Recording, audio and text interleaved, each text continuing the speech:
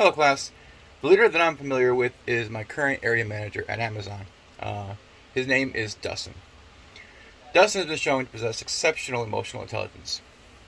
Emotional intelligence refers to someone's ability to interpret and control emotions. And as a leader, he's been exposed to many situations where he's needed to de escalate tense situations and try to keep the peace. These tense situations had the potential of escalating into something far worse, and had he not shown the proper emotional intelligence to decrease tensions, things could have escalated even worse. An example is that recently there was an ongoing situation between myself and another Amazon associate.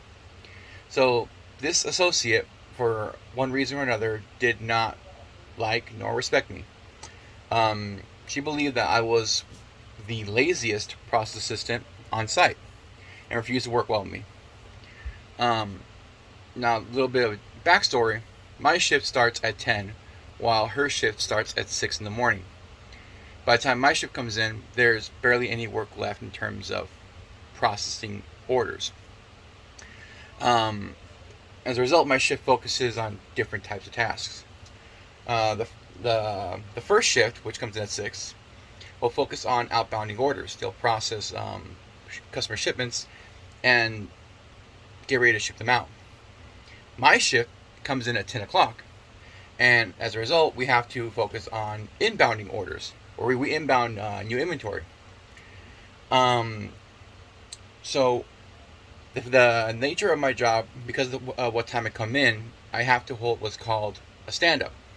So, I have to take my team that comes in at 10 o'clock and I have to discuss with them current events and information as far as what we're going to be doing for the remainder of the day.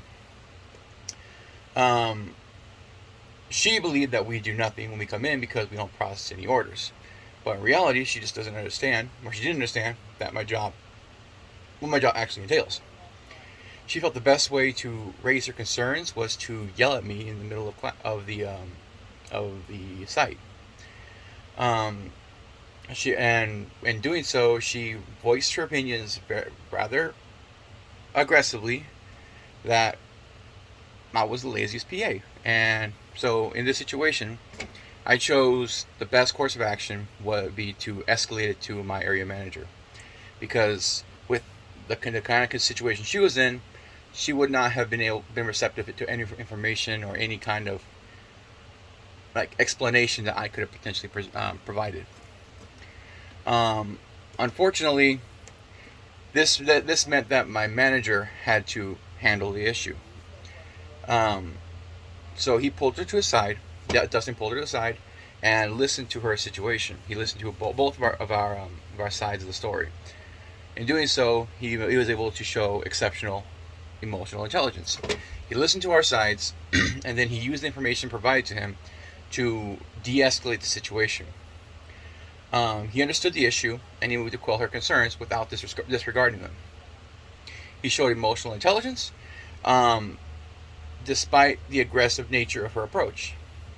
He still listened calmly, he understood the situation from both sides, and then moved to address all the concerns that were available. Um, and a little bit of real life application is out of the 4 competencies of emotional intelligence, I feel the most challenging one in my leadership style is becoming self aware.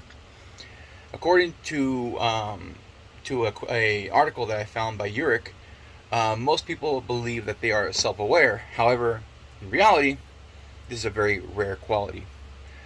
Self-awareness is a difficult concept to grasp because most people will believe they are doing something good or they're doing something right. Unfortunately, unless we're made aware of our deficiencies, we will continue to have them. And well, as the popular saying goes, you can't fix it if you don't know it's broken, right?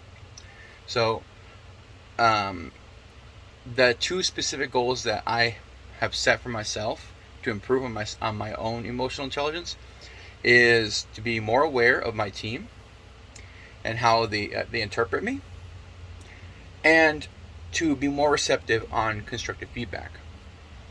I feel in accepting constructive feedback, I can learn my faults. I can improve on them over time.